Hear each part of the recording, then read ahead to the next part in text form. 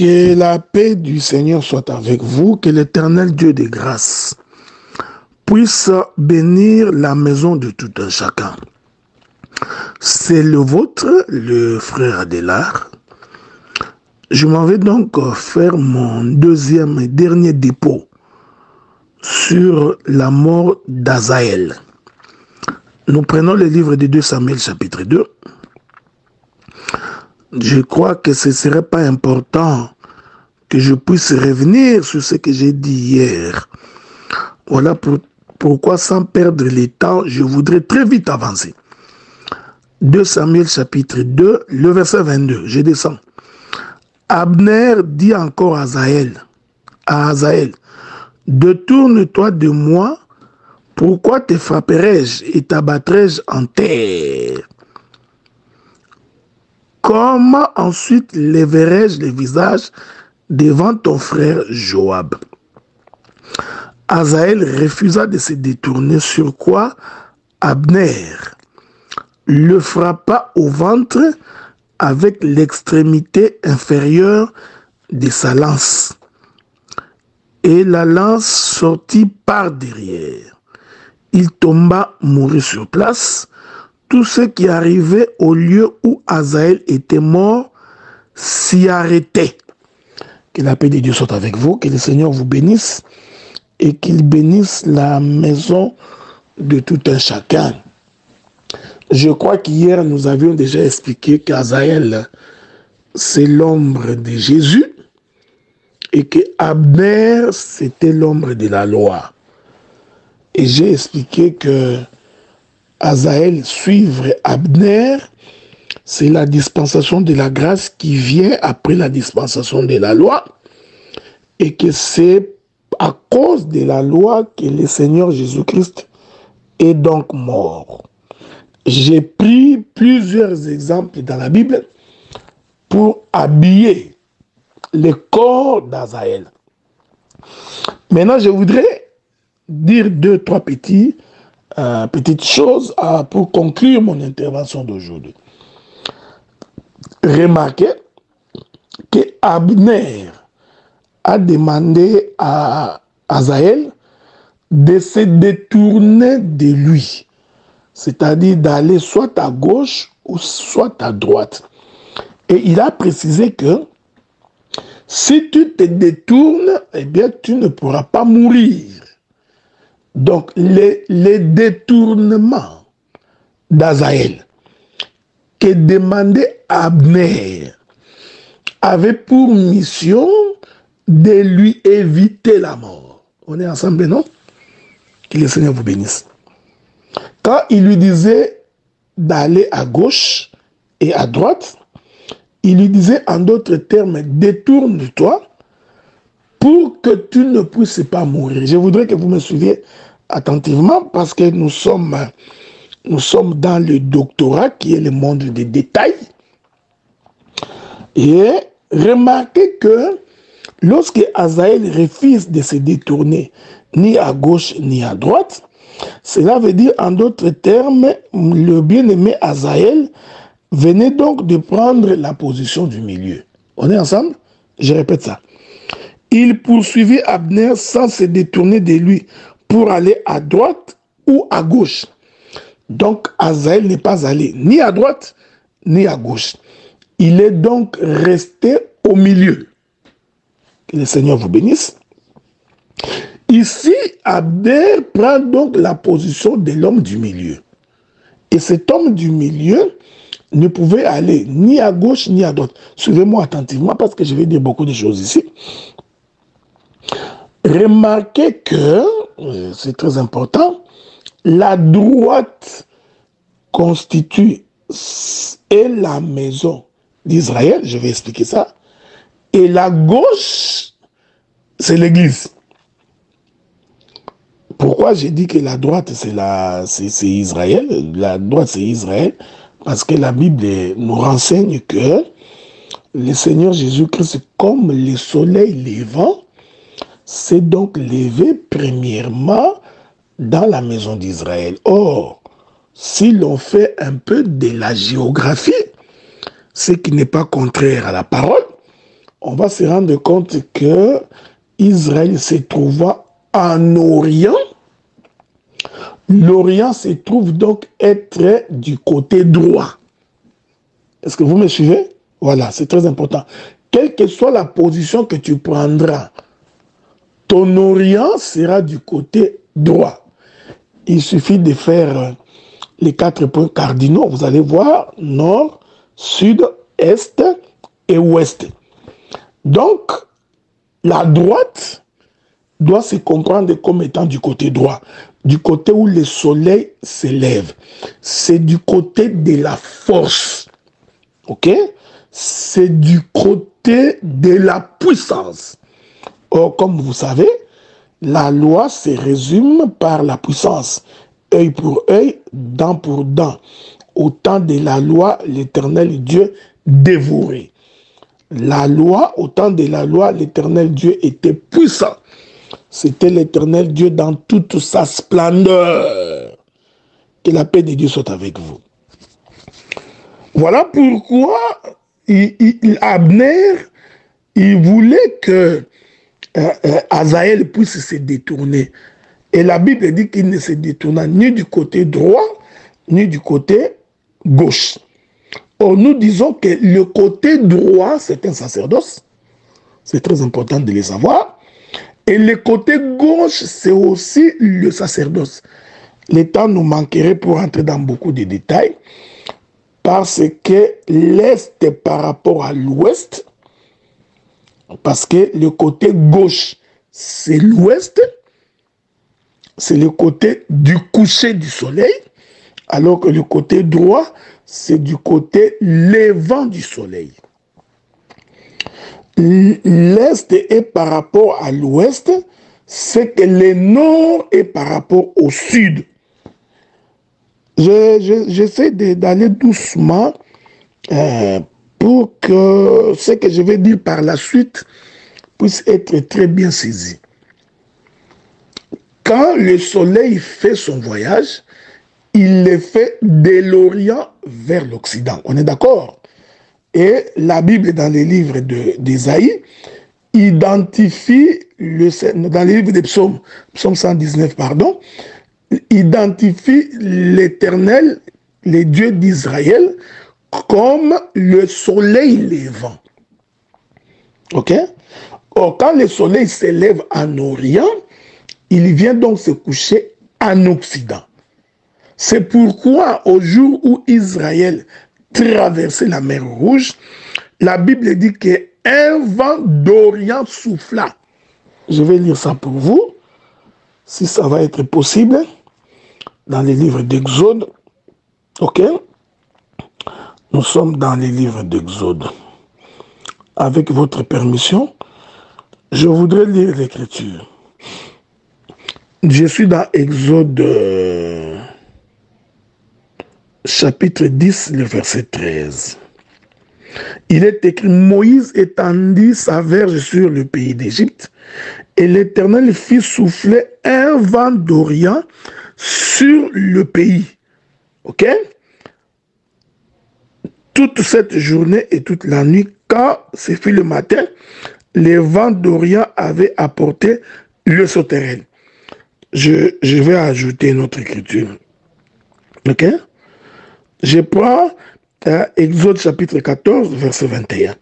Moïse étendit sa main sur la mer, et l'Éternel refoula la mer par un vent d'Orient qui souffla avec impétuosité toute la nuit. Il mit à sec les eaux et les eaux s'effandirent.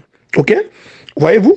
Ici, le prophète Moïse nous explique que quand il a levé la verge, en d'autres termes, en levant la verge, il a fait sortir Dieu de sa demeure. Or, le Dieu qui sort de sa demeure, ici, Moïse l'appelle le vent d'Orient. Okay. Or, vous savez qu'en Orient, c'est où s'élève le soleil. Donc, le vent d'Orient ici, c'est tout un soleil.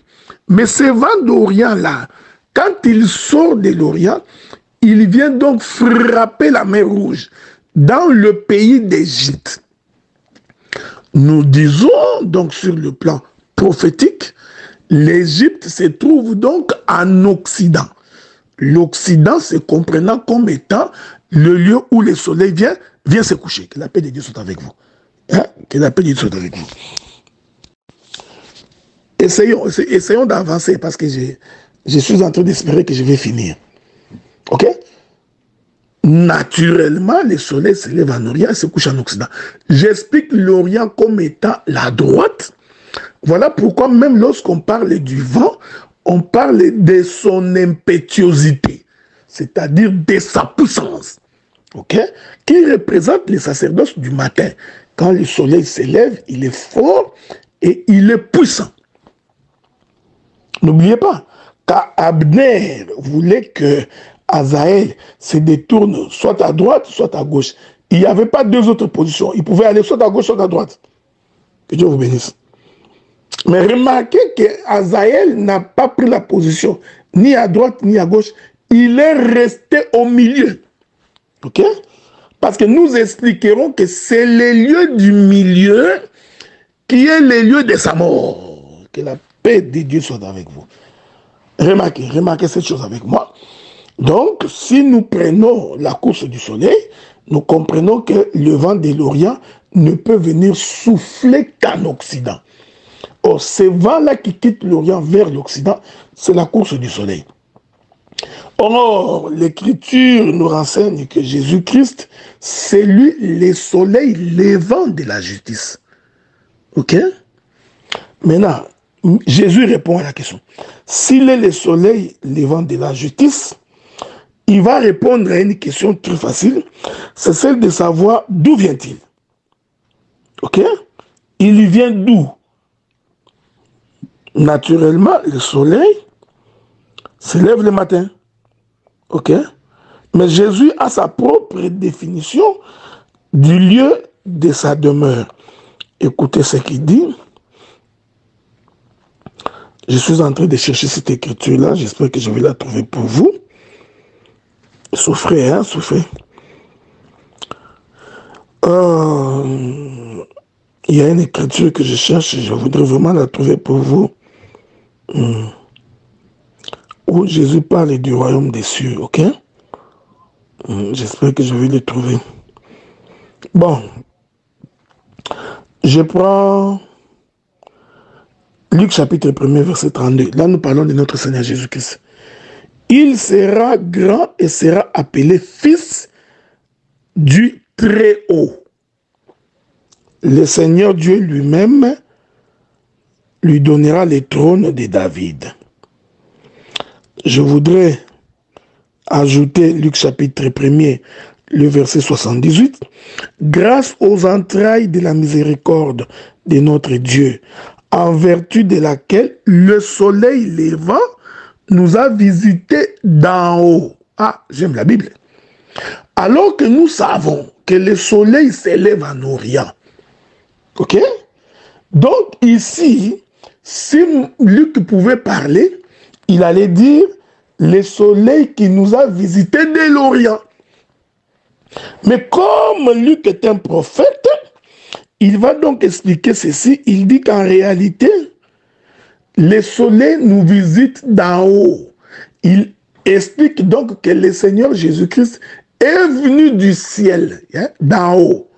Or, la position d'en haut, c'est la position du nord. Que la paix de Dieu soit avec vous. Or, le nord est opposé au sud. Que la paix du Seigneur soit avec vous. Donc, nous comprenons que l'est est par rapport à l'ouest, c'est que le nord est par rapport au sud. Voilà, le Seigneur a quitté le ciel, il a quitté son trône, il a quitté les lieux élevés, il est descendu sur la terre. Donc, sur la terre, j'aime ça, c'est le monde, et en haut, c'est les cieux ou c'est le ciel. Donc, je peux définir le nord comme étant l'est et définir le sud comme étant l'ouest. Parce que la position du sud, c'est la position de celui qui descend. Ok? quand la Bible dit que Jacob descendit en Égypte.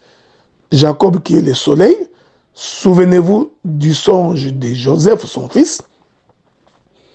Jacob est identifié comme le soleil, mais lui en tant que soleil, il vient mourir en Égypte. Nous comprenons qu'il quitte le territoire là où il était pour venir mourir en Égypte. Donc Jacob est sorti de l'Orient pour venir mourir en Occident. C'est d'ailleurs la raison pour laquelle Jésus ne devrait mourir que sur la terre. Or, quand Jacob va en Égypte, on dit qu'il descendit en Égypte. Je compris que là où il venait d'en haut. Ok?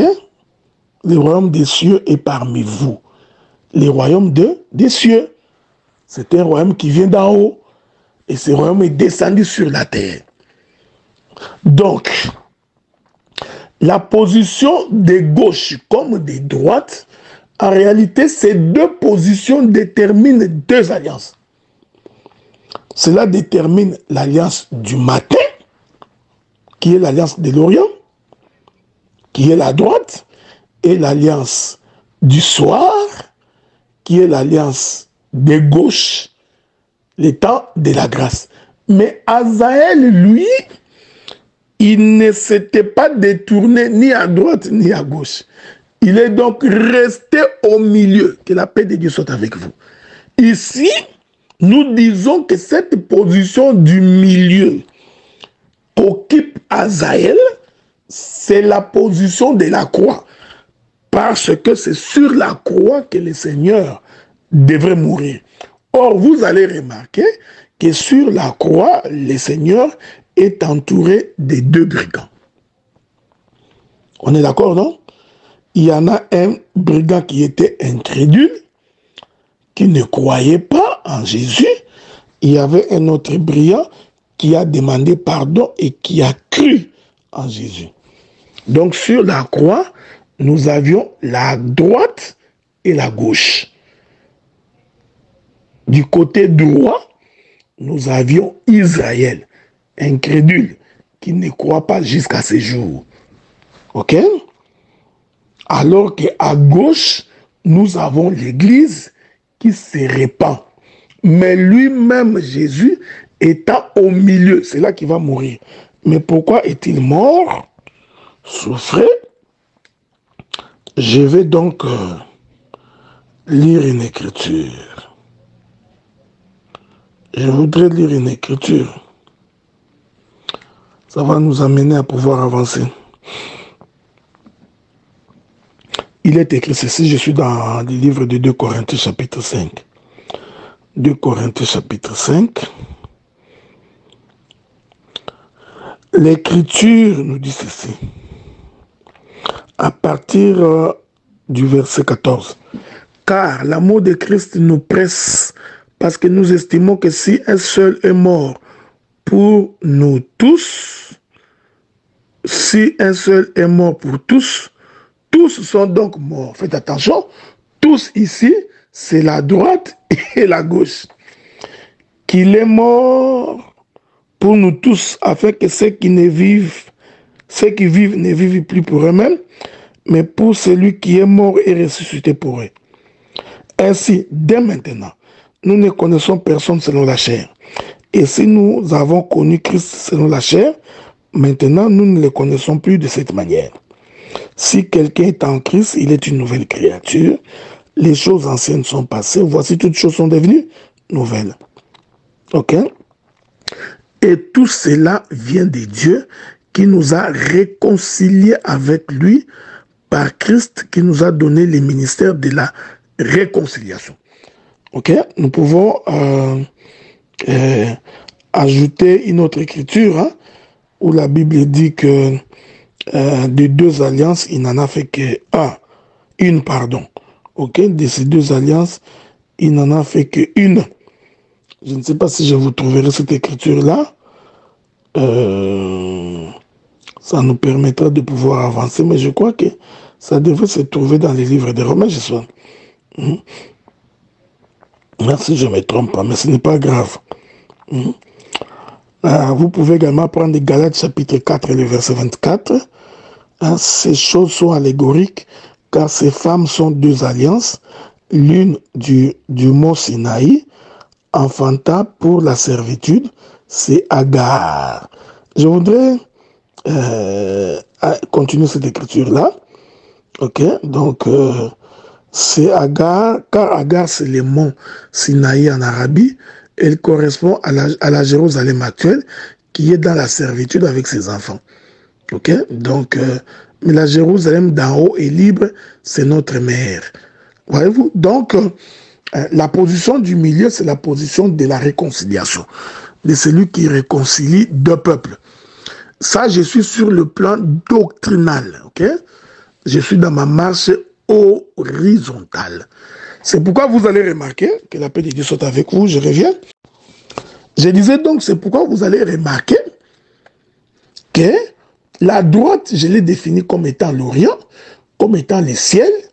La gauche, je l'ai définie comme étant l'Occident, comme étant la terre. Hein? C'est très important. C'est ainsi que nous pouvons également expliquer le deuxième jour de la création. Au deuxième jour de la création, l'Éternel Dieu, après avoir créé les cieux et la terre, l'Éternel Dieu va maintenant faire en sorte qu'il y ait les eaux d'en haut et les eaux d'en bas. Nous disons les eaux d'en haut, c'est la droite, les eaux d'en bas, c'est la gauche. Mais les eaux d'en haut et les eaux d'en bas sont reliées par ce qu'on appelle l'étendue. Donc l'étendue, c'est la position du milieu entre les eaux d'en haut et les eaux d'en bas. C'est ça la position d'Azaël. Avez-vous remarqué? C'est cette position que prenait Azaël. C'est-à-dire, c'est la position de celui qui réconcilie les deux peuples. C'est celui qui, par sa mort, réconciliera la droite de la gauche. Que la paix du Seigneur soit avec vous. Que le Seigneur vous bénisse là-dessus. Je rentre dans 2 Samuel chapitre 2. Je rentre dans 2 Samuel chapitre 2 pour que nous puissions continuer notre lecture, ok? Écoutez maintenant. Il est écrit ceci à partir du verset 22, je crois. Lisons cela. Verset 23. Azaël refusa de se détourner, sur quoi Abner le frappa au ventre à l'extrémité inférieure de sa lance, et la lance sortit par derrière. Il tomba et mourut sur place. Tout ce qui arrivait au lieu où Azaël était tombé était mort, s'y arrêtait. Azaël refusa de se détourner ni à gauche ni à droite. Je voudrais expliquer ce geste-là. En d'autres termes, si Azaël se détourne, il va se détourner de sa mission. Quelle était sa mission? Rester derrière Abner pour mourir. Ok? Parce que si se détourne, c'est Abner qui dit ça. Il dit, si tu restes dans la position du milieu, tu mourras. Donc, est-ce que tu peux aller à gauche ou à droite? Or, si Azaël va à gauche, il ne mourra pas. S'il va à droite, il ne mourra pas. Que la paix de Dieu soit avec vous. Que le Seigneur vous bénisse énormément. C'est pourquoi je voudrais expliquer cette position-là. Un jour, Jésus parlant à ses disciples va dire ceci. Le Fils de l'homme est en train de monter à Jérusalem, où il sera livré entre les mains des impies, qui les feront souffrir et il mourra. Pierre prend la parole, il dit que tu ne mourras pas. Tu vois? Cette parole-là de Pierre, qui ne voudrait pas que le Seigneur puisse mourir, cette parole-là, c'est ça le propos d'Abner, qu'il faut que tu te détournes à gauche ou à droite pour échapper à la mort. Jésus répond à Pierre, arrière de moi, Satan. On est ensemble, hein? Je voudrais que vous écoutiez très bien ce que j'ai dit. Donc, quand le Seigneur refuse d'écouter ce que Pierre disait, c'était une façon de dire à Pierre que je suis venu pour mourir. C'est la raison pour laquelle le Seigneur m'a envoyé. Je ne peux pas me détourner ni à gauche ni à droite. C'est un homme intègre qui obéit à toute la voix de l'Éternel, qui suit la voix de l'Éternel, qui ne s'en détourne ni à gauche ni à droite. Le Fils de l'homme est venu pour mourir, il doit mourir. Donc, le propos de Pierre, disant à Jésus qu'il ne mourra pas, c'est ça la voix d'Abner, qui disait à Asaël, détourne-toi à gauche ou détourne-toi à droite. Je voudrais prendre un autre exemple. C'est très important. Ok? Le jour où le Seigneur Jésus-Christ vient se faire baptiser, écoutez-moi attentivement.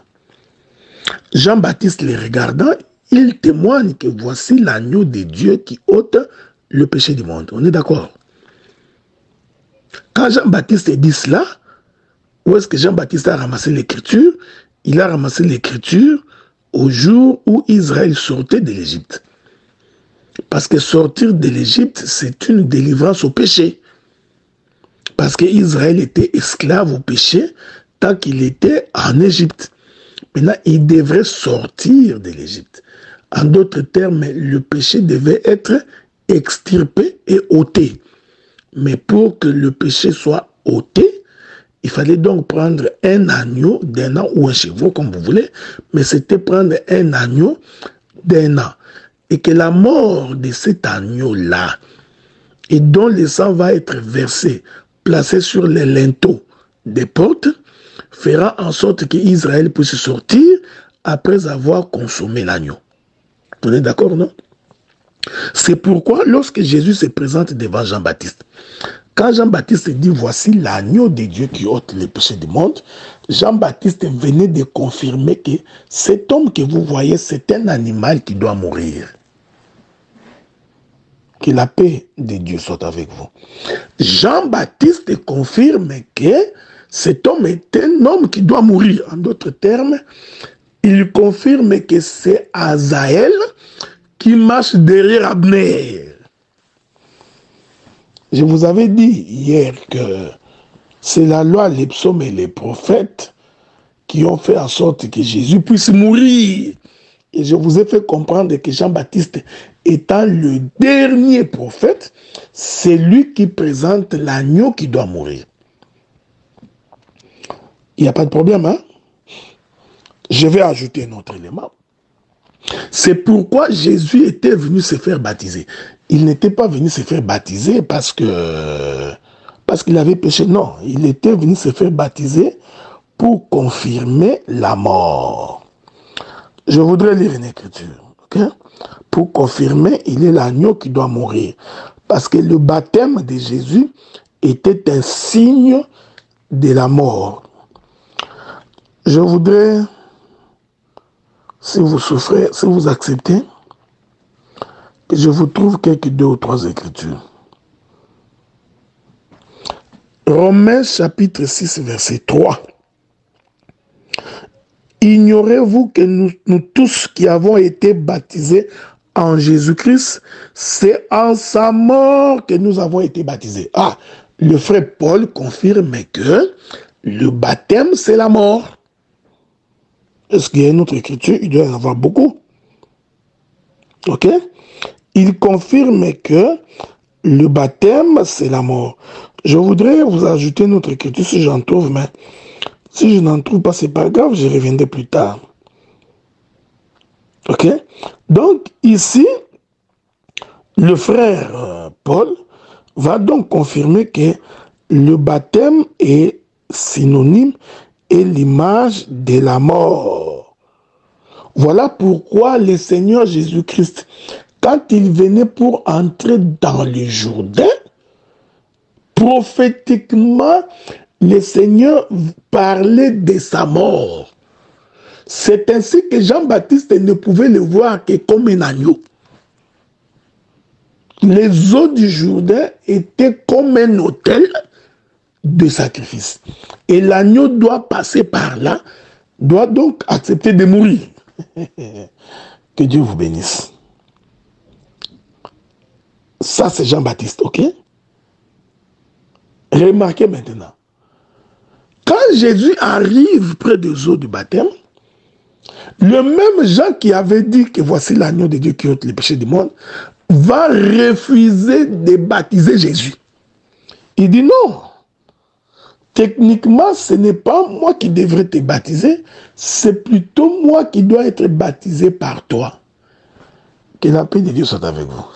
Cette déclaration de Jean-Baptiste, Jean-Baptiste voulait dire détourne-toi ou à gauche ou à droite. Hein, que le Seigneur vous bénisse, hein, que le Seigneur vous aide à comprendre ces choses. Donc, refuser de baptiser le Seigneur Jésus-Christ, comme le disait le prophète Jean-Baptiste, c'était ça le langage d'Abner. Arrête de marcher derrière moi, détourne-toi à gauche ou à droite. Sans quoi tu mourras.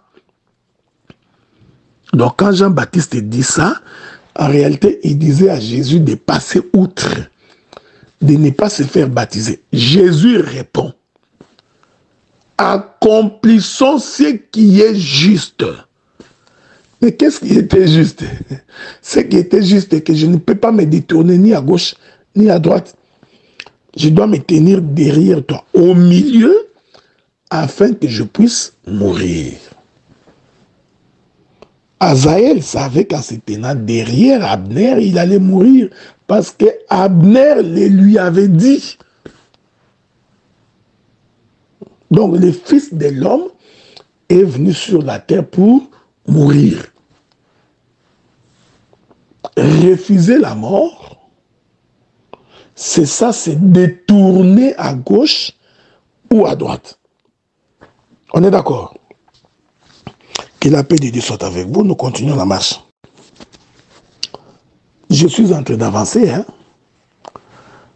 Parce que dans mon intervention, donc après cela, je vais expliquer pourquoi il a été percé par son ventre.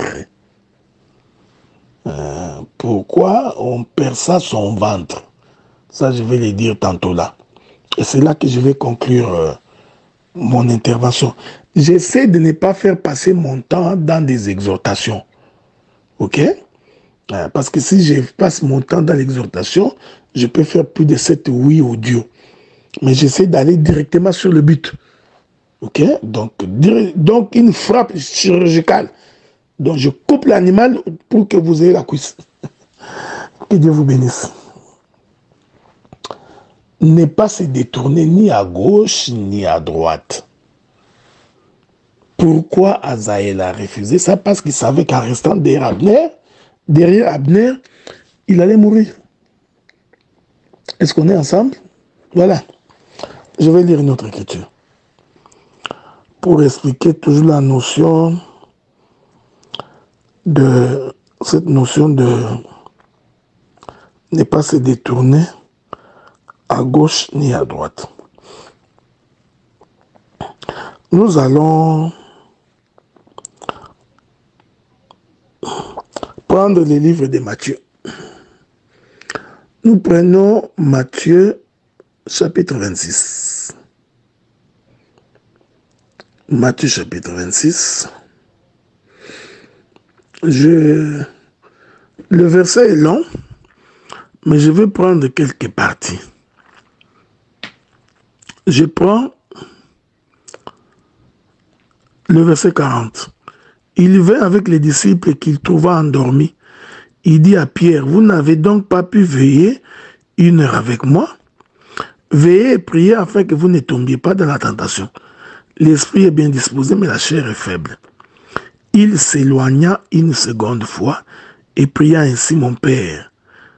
Vous savez? Il s'éloigna une seconde fois et pria ainsi mon Père. S'il n'est pas possible que cette coupe s'éloigne sans que je la boive, que ta volonté me soit faite. Que la paix de Dieu soit avec vous. Vous avez vu l'écriture?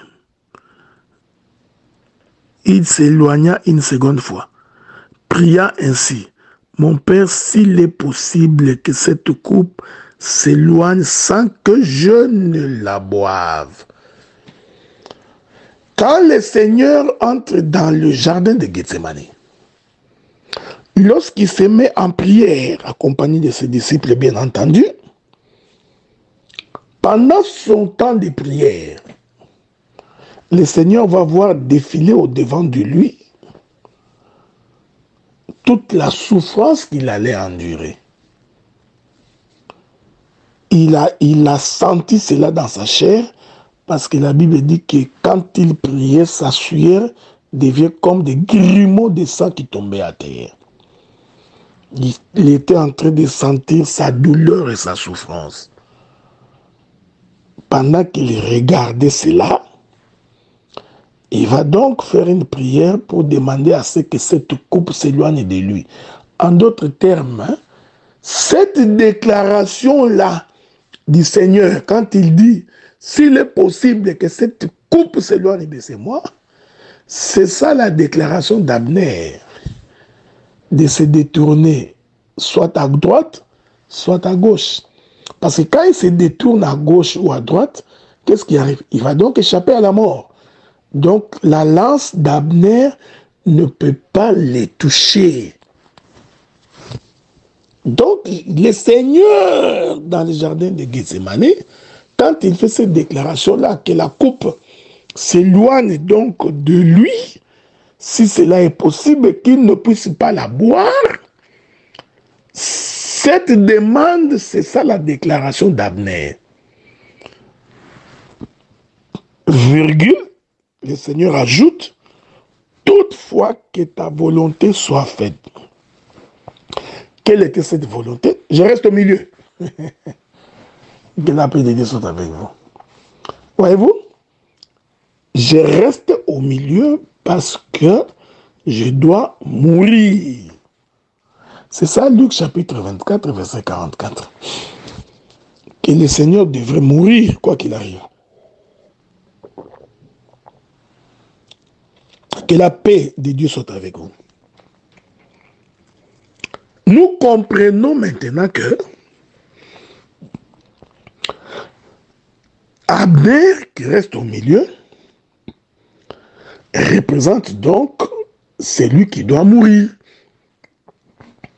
J'ai plusieurs témoins des Écritures dans la Bible, c'est pourquoi vous remarquerez qu'un jour, Israël combattant ses ennemis, je crois que c'est Amalek, Moïse va donc monter sur une montagne, sur une colline. Là où Moïse monte, c'est l'image de la croix. Et pendant qu'il était là-bas sur la croix, il devrait avoir les deux mains levées, les deux bras levés, l'un des bras étant soutenu par Aaron, qui est de la tribu de Lévi, et l'autre bras étant soutenu par Hur, qui est de la tribu de Juda. Aaron représentant les sacerdoces de Moïse, Hur représentant les sacerdoces de la grâce, où Dieu a fait de nous tous un royaume de sacrificateurs. On est ensemble? Mais lui-même, Moïse, étant au milieu, c'est la position d'Azaël. Aaron représentant la droite, Hur représentant la gauche. Avez-vous remarqué ça? C'est ça, Azaël, qui est en train de marcher derrière Abner. Que la paix de Dieu soit avec vous. Maintenant, la Bible dit, nous allons lire ça parce que c'est ça qui va être notre conclusion. 2 Samuel chapitre 2. C'est ici que nous allons essayer de finir ce que je vais dire. 2 Samuel chapitre 2. Remarquez, la Bible dit ceci,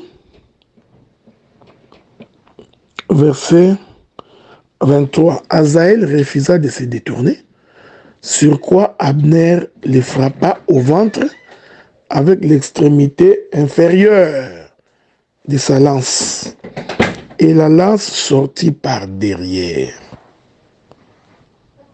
Que la paix du Seigneur soit avec vous. Azaël a été percé par le ventre. Ok? Maintenant, nous voudrions essayer d'expliquer cette position ventrale. C'est très important. Et remarquez ce que la Bible dit. Hein?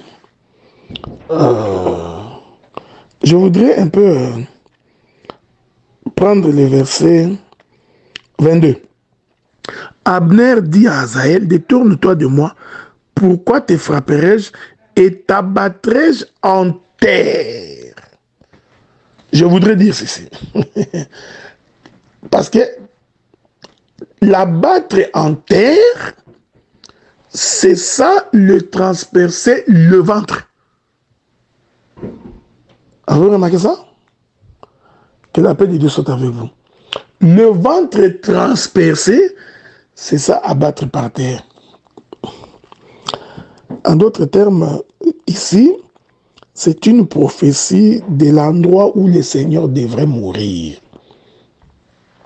C'est la position de la partie faible d'Abner. La partie où la lance pouvait entrer aussi facilement. C'est la partie où la lance pouvait entrer très facilement. Il y a beaucoup de choses à dire ici. Le ventre d'Abner représente la faiblesse d'Abner. Non, pardon. Le ventre d'Azaël, je voulais dire, représente la faiblesse d'Azaël. Représente la partie où il est facilement atteignable.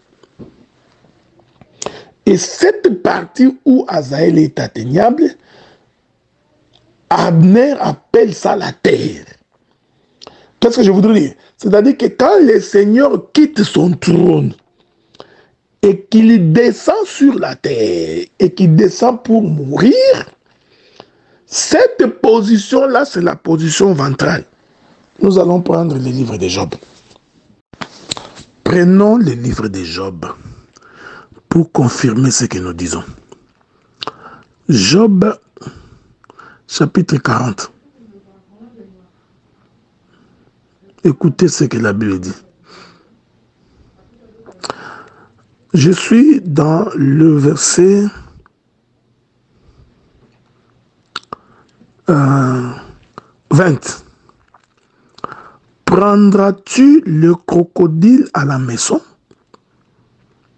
Saisiras-tu sa langue avec une corde? Mettras-tu un jonc dans ses narines? Lui perceras-tu la mâchoire avec un crochet? Te pressera-t-il des supplications? Te parlera-t-il d'une voix douce? Fera-t-il une alliance avec toi pour devenir à toujours ton esclave? Joueras-tu avec lui comme avec un oiseau? L'attacheras-tu pour amuser tes jeunes filles? Les pécheurs trafiquent-ils? Le partagent-ils en marchant? Entre les marchands? Couvriras-tu sa peau de dardes et sa tête de harpons? Dresse ta main contre lui et tu ne t'aviseras plus de l'attaquer. Voici, on est trompé dans son attente. À son seul aspect, n'est-on pas terrassé? Je prends le chapitre 41. Ok, chapitre 41. Nul n'est assez hardi pour l'exciter. Qui donc me résisterait en face? De qui suis-je débiteur? Je paierai. Vous pouvez continuer. Je voudrais aller lire le verset 6 du chapitre 41. Ces magnifiques puissants boucliers sont unis ensemble comme par un sceau.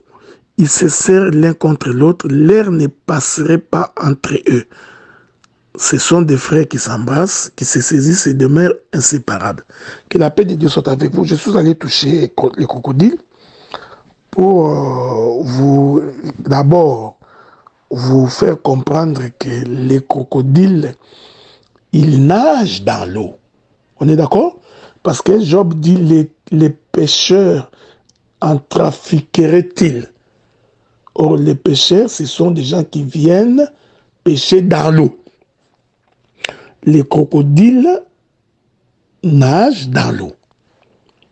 Or, quand les crocodiles nagent dans l'eau, la partie la plus faible du crocodile, c'est sa partie ventrale. C'est la partie où il est facile de la voir. C'est la partie la plus facile d'être percée. Est-ce qu'on se met d'accord? Parce que derrière son dos, ce sont des boucliers.